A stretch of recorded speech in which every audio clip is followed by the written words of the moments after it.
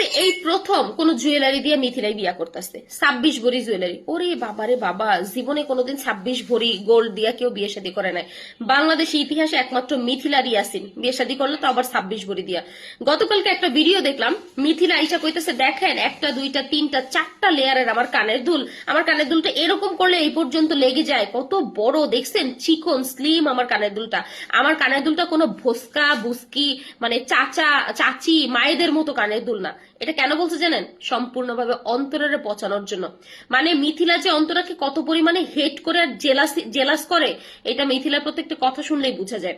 মানুষ কম্পেয়ার করতেই পারে ভাই যে তুমি অন্তরার কানের দুল কপি করছো, কারণ অন্তরার কানের দুলটাও কিন্তু এরকম তাক তাক তাক তাক দেওয়া।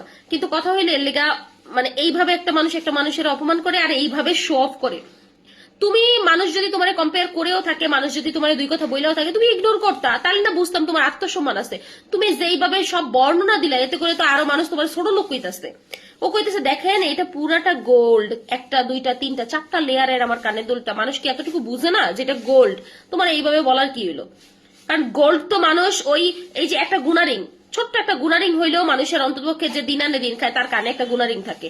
যে হয়তো লাখপতি কোটিপতি তার ভরি ভরি গোল্ড থাকে, এই স্বাভাবিক। তুমি 26 ভরি গোল্ড দিয়ে বিয়ে করছো, তো এটা এমন কি হইলো? তুমি অন্তরের যেভাবে মানে পচাইতে গেছো, এতে করে তুমি নিজেই পচা গেছো।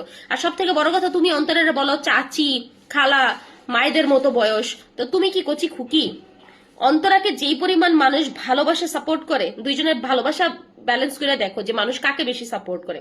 মানুষটা ছোট করতে গিয়ে নিজেই ছোট হয়ে যায় না মানুষের কাছে।